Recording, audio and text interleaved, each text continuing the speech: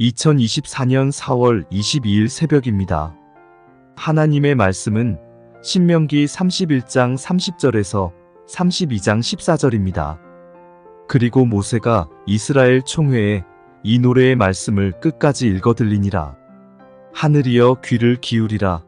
내가 말하리라. 땅은 내 입의 말을 들을지어다.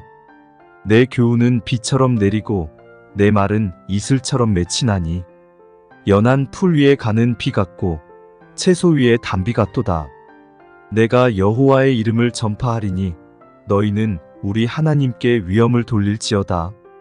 그는 반석이시니 그가 하신 일이 완전하고 그의 모든 길이 정의롭고 진실하고 거짓이 없으신 하나님이시니 공의로우시고 바르시도다. 그들이 여호와를 향하여 악을 행하니 하나님의 자녀가 아니요 흠이 있고 삐뚤어진 세대로다. 어리석고 지혜 없는 백성아, 여호와께 이같이 보답하느냐? 그는 내 아버지시요 너를 지으신 이가 아니시냐? 그가 너를 만드시고 너를 세우셨도다. 옛날을 기억하라. 역대의 연대를 생각하라. 내 아버지에게 물으라. 그가 내게 설명할 것이요 내 어른들에게 물으라. 그들이 내게 말하리로다. 지극히 높으신 자가 민족들에게 기업을 주실 때에 인종을 나누실 때에 이스라엘 자손의 수요대로 백성들의 경계를 정하셨도다. 여호와의 분깃은 자기 백성이라. 야곱은 그가 택하신 기업이로다. 여호와께서 그를 황무지에서 짐승이 부르짖는 광야에서 만나시고 호위하시며 보호하시며 자기의 눈동자같이 지키셨도다. 마치 독수리가 자기의 보금자리를 어지럽게 하며 자기의 새끼 위에 너풀거리며 그의 날개를 펴서 새끼를 받으며 그의 날개 위에 그것을 엎는 것 같이 여호와께서 홀로 그를 인도하셨고 그와 함께 한 다른 신이 없었도다. 여호와께서 그가 땅의 높은 곳을 타고 다니게 하시며 밭의 소산을 먹게 하시며 반석에서 꿀을 굳은 반석에서 기름을 빨게 하시며 소의 엉긴 젖과 양의 젖과 어린 양의 기름과 바산에서 난 수량과 염소와 지극히 아름다운 밀을 먹이시며 또 포도즙의 붉은 술을 마시게 하셨도다. 하나님 말씀을 증거하겠습니다. 오늘 본문은 하나님의 그 선하신 인도하심이 잘 나타나 있죠. 특히 10절을 보니까 사나운 짐승이 있는 광야에서 호위하시고 또 보호하시고 자기 눈동자를 지키듯이 민첩하게 지키셨다. 우리를 지키셨다 이렇게 나옵니다. 보호의 하나님이죠. 여러분 절대 하나님은 여러분을 방치하지 않으십니다. 우리 눈에 보이진 않지만은 나의 등 뒤에서 나를 도우시는 주, 나의 인생길에서 지치고 고나여 매일처럼 주저앉고 싶을 때 나를 밀어주시네. 그러니까 우리를 보호하시는 하나님이시다라고 하는 것입니다. 근데 광야에서 주님께서 우리를 보호하실 뿐만 아니고 또 어떤 하나님으로 나오냐면 11절에 보니까 마치 독수리가 자기의 보금자리를 어지럽게 하며 자기의 새끼 위에 너풀거리며 그의 날개를 펴서 새끼를 받으며 이렇게 나오는데 이것은 이 독수리 어미가 독수리 새끼를 훈련하는 그런 모습입니다. 이 둥지가 이렇게 좋고 안전하긴 합니다. 때마다 이 어미 독수리가 먹을 것을 입에다 물어주고 또 편하게 쉬고 안식할 수 있는 그런 곳이죠. 근데 그러게 되면 스스로 훈련해가지고 먹이를 사냥할 수 있는 그 능력을 상실하게 됩니다. 또 이렇게 둥지에만 있게 되면 날지 못하게 되겠죠. 날개가 도태되는 것입니다. 그래서 이 어미 독수리는 어쩔 수 없이 새끼 독수리가 싫어도 그 둥지를 어지럽게 하고 발로 또 부리로 새끼를 둥지에서 밀어내겠죠. 그래서 벼랑 끝으로 이게 던져버립니다. 그러면 이 독수리 새끼 입장에서는 어미가 사람 죽이네 막 그러겠죠. 막 경찰 불러야 되겠다. 어미가 사람 죽여. 근데 그것은 죽이는 것이 아니고 훈련의 과정이죠. 결정적일 때 다시 받아주잖아요. 여러분이 독수리도 마찬가지고 사람도 마찬가지인데 극한의 상황까지 몰고 갈 때 그때야 비로소 사람은 진가가 드러난다고 합니다. 그러니까 평소에는 생각지도 못한 아이디어가 이때 나오게 되죠. 감히 도전하지 못했던 것도 도전할 수 있는 용기와 그 믿음과 마음이 생겨나게 됩니다. 자기도 스스로 생각할 때 그 놀라울 때가 있다고 하는 것이죠. 이 온실 같은 안락한 곳에서는 절대 인물이 나오지 않습니다. 왜냐하면 그 어떤 자극도 존재하지 않기 때문에 그렇죠. 그래서 하나님이 우리를 광야로 밀어 넣으신 것입니다. 이 닭같이 살지 말고 이 독수리처럼 살라고. 우리는 하나님의 형상이고 이 거룩한 제사장인데 자꾸만 이 구부정하게 삽니다. 정체성을 다 잃어버리고 살아요. 하나님이 주시는 능력이 있는데 성령의 권세가 우리 가운데 있잖아요. 근데 바보처럼 무기력하게 산다라고 하는 거죠. 그래서 우리 보고 정신 차리라고 광야로 하나님이 던져버리는 것입니다. 군대에서 유격장을 이제 가게 되는데 처음에 갈 때는 그냥 뭐 덜레덜레 갑니다. 그 오합지졸이 정말 그런 오합지졸이 없어요. 근데 유격장까지 그 가는 길이 지옥길이라고 하죠. 뭐 가는데 그냥 가지 않습니다. 막 굴리고 또 얼차려 시키고 오리걸음 시키고 못하면 그 제가 군대 생활을 할 때만 해도 2단 옆차기로 그냥 조교들이 그냥 가슴팍을 때려버립니다. 그냥 밟아버려요. 군홧발이 여기저기서 날아오는데 정신이 없거든요. 그리고 막 여기저기서 총성이 들리고 애들 또 비명소리 들리고 정말 그 욕은요 기본이에요. 뭐 시베리아 같은 그런 욕들은 기본적으로 막 등장합니다. 그래서 여기서 살려고 막 정신을 바짝 차려요. 무기력함 이런 게 어디 있습니까? 온 힘을 다하고 또 정신을 막 집중해가지고 내가 나아가야 될 그런 분량이 있거든요. 전력 질주해가지고 완수하게 된다고 하는 거죠. 그도 그럴 것이 낙오되면 여기서 낙오되면 뭐 안 하겠네, 뭐 쉬겠네. 근데 이게 아니거든요. 그 낙오된 사람들은요 일단 가스실에 집어넣어요. 정신 못 차린다고. 그리고 또 유격장에 가가지고 또 똑같이 반복해서 그걸 하거든요. 그래서 정신 차리지 말라고 해도 얼마나 정말 집중해서 하는지 모릅니다. 유격 훈련 이렇게 몇 번 받고 나면요. 그 후에는 연병장에 이제 군인들이 집합하게 되면 진짜 군인이 돼 있어요. 말씀만 없어서 막 이런 자세를 하니까요. 그리고 무엇보다도 이 자신감이 생깁니다. 그 험한 유격 훈련도 했는데 사회 나가서 내가 못할 것이 없다라고 하는 그런 자신감이 생겨나는 거죠. 다른 모든 일들이 쉬워진다니까요. 이 새벽에 일찍 일어나가지고 구부하는 건 쉽지 않거든요. 근데 예전에는 힘들었는데 가뿐히 일어나가지고 1km 뜁니다. 그래도 막 힘이 남아가지고 더 뛰고 마음의 자신감과 이 생각이 변화 그리고 이 근육이 생겨나게 되었다고 하는 것입니다. 이 베드로도 주님과 함께 동행할 때는 온실 속의 화초처럼 큰 거잖아요. 주님이 웬만한 것들을 다 해결해 줬거든요. 뭐 결정할 때도 고민이 없습니다. 뭐 주님께 다 물어보면 되잖아요. 신경 쓸 일들이 별로 없습니다. 그런데 말은 담대한데 행동은 그러지 못했죠. 베드로가 언제 진짜 이 담대함을 얻게 되냐면 이 사도행전에 보게 되면 감옥에 몇 번 다녀옵니다. 죽을 뻔한 적도 있었죠. 당국자들한테 협박도 받습니다. 그리고 중요한 것은요. 그 옆에 육신의 예수님이 없었어요. 그냥 광야로 내동댕이 쳐진 것과 똑같은 그런 상황입니다. 근데 보십시오. 나중에 설교를 하는데 막 3천 명이 한꺼번에 돌아오잖아요. 그렇죠? 그만큼 영향력이 있다는 것입니다. 그뿐만 아니라 수많은 사람들이 그 베드로의 강력한 선포에 영향을 받아요. 이 사람이 초대교회 수장이 될 것을 누구도 의심하지 않습니다. 여러분 리더는요. 원실 속에서 만들어지지 않아요. 현장 속에서 뒹굴고 밑바닥을 경험하고 울부짖는 그런 경험을 통해서 내공이 만들어진다고 하는 거죠. 지난번에 한 친구에 대한 이야기를 들었는데 그 아버지는 이 건축 쪽에 일가견이 있는 분이었습니다.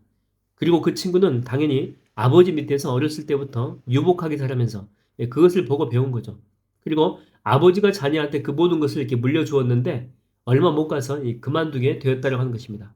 왜냐하면 아버지는 그 밑바닥 경험부터 해가지고 회사의 사장이라고 하는 그 자리까지 한 걸음 한 걸음 몸으로 모든 것을 경험하고 감당하고 배신도 당하면서 그 자리까지 간 거예요. 그래서 그분의 말에는 힘이 있고 신뢰가 있습니다. 그래서 이 동종업자들이나 직원들이 존중하고 다 믿어줘요. 근데 이 자식은요, 낙하산이거든요. 머리로만 배운 거거든요. 현장 경험이 거의 없습니다. 그러다 보니까 사람들이 다 떠나버립니다. 존중하지 않습니다. 신뢰도 하지 않아요. 여러분, 부모들이 여러분들한테 좋은 것 못 해줬다고 서운해할 필요가 없습니다. 오히려 어릴 때부터 광야 경험을 한 사람이 사회생활을 할 때에 생존력이 훨씬 더 강해요. 지혜도 많고 인생을 사는 법을 안다니까요. 사람들과의 관계도 잘합니다. 모든 면에서 훨씬 탁월한 장점들을 다 가지게 된다고 하는 거죠. 현재 우리 한민교회는요, 이 광야라고 생각이 됩니다. 뭐 시스템이라고는 거의 없잖아요. 그냥 하는 것입니다. 뭐 이것 하면 뭐 우르르 가가지고 다 하는 거 다. 뭐 저것 한다면 또 다 와서 하고. 뭐 우리가 전문가도 아닌데 그냥 전부 다 합니다. 그런데 할 사람이 없으니까 뭐 이렇게 할 사람도 없으니까 벽지도 이렇게 전문가가 아니거든요. 뭐 도배 전문가가 어디 있어요, 우리 가운데. 근데 이것도 하고 막 페인트 칠도 다 합니다. 그런데 이게 되어진다는 거예요, 하나하나씩 다. 아름답게 이게 꾸며져 간다라고 하는 거죠. 그러면서 우리가 이 광야에서 사는 법을 배워가는 거죠. 그러면서 우리는 더 단단해지고 더 믿음이 커지고 또 저희 교회 와서 믿음 커진 분들이 정말 있잖아요. 뭐 금요철에도 나오고 막 새벽에도 나오고 주일에도 안 빠진다니까요. 정리하겠습니다. 주님은 우리를 광야로 집어넣습니다. 그곳에서 첫째는 우리를 보호해 주시죠. 그리고 두 번째가 더 중요한데 그곳에서 우리를 하나님께서 더 강력한 주님의 사람으로 훈련하십니다. 저는 여러분들이 광야에 있다면 이런 신실하신 주님을 믿고 의지해서 더 강력한 하나님의 군사로 거듭나는 복된 은혜가 가득하게 되기를 주의 이름으로 축원드립니다. 기도하겠습니다. 하나님 아버지, 우리를 광야 속에 넣어주시니 감사합니다. 우리를 광야 속에 집어넣어서 더 강력한 하나님의 사람으로, 단단한 주님의 사람으로, 또한 내면이 지금까지는 흐리멍텅했고 또한 물렁물렁했지만은 그러나 이런 광야의 경험을 통해서 성령 하나님께서 우리에게 주시는 단단한 군사와도 같은 그런 마음을 허락하여 주시니 감사합니다. 광야 속에 있음이 축복이고 감사임을 새롭게 깨닫게 됩니다. 주님, 내가 비록 이 광야 가운데 있다라고 할지라도 좌절하지 않게 하여 주시고 오히려 감사하면서 광야를 돌파하며 하나님께서 내게 선물로 주신 것들을 다 받는 축복의 시간이 되게 인도하여 주시옵소서. 예수님의 이름으로 기도하옵나이다. 아멘. 날 구원하신 주 감사, 모든 것 주신 감사, 지난 추억이네 감사, 주 내 곁에 계시네, 향기로운 봄철에 감사, 외로운 가을날 감사, 사라진 눈물도 감사, 나의 영혼 평안해, 응답하신 기도 감사, 거절하신 것 감사, 헤쳐나온 풍랑 감사, 모든 것 채우시네, 아픔과 기쁨도 감사, 절망 중 위로 감사, 증량 못할 은혜 감사, 크신 사랑 감사해, 길가에 장미꽃 감사, 장미가시도 감사, 따스한 가정 희망 주신 것 감사, 기쁨과 슬픔도 감사, 하늘 평안을 감사, 내일의 희망을 감사,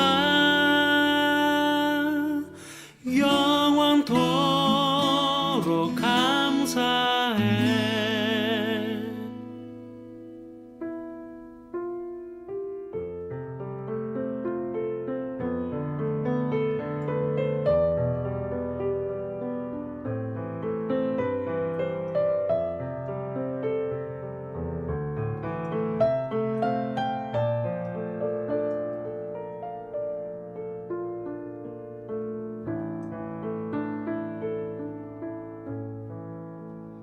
감사해,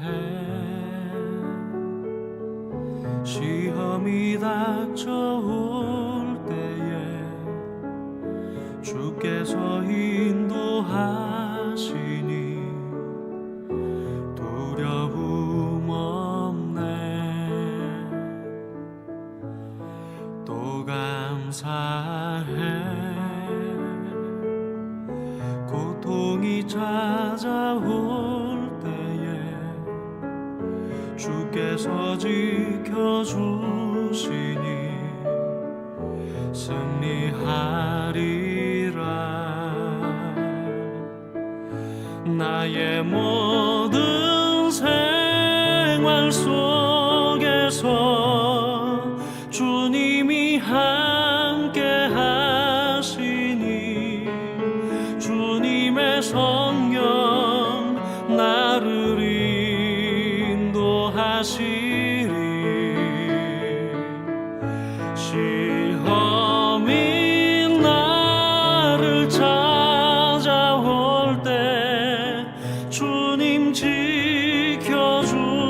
지켜주시리 주님의 성령 나를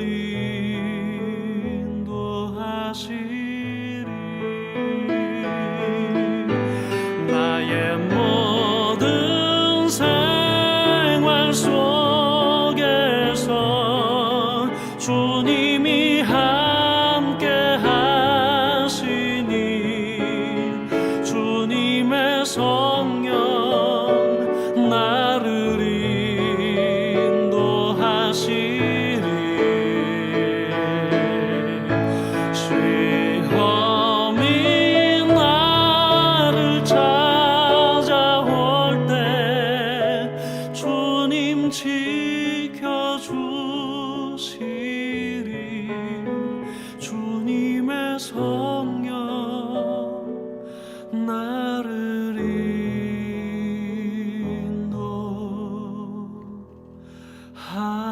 인도하시리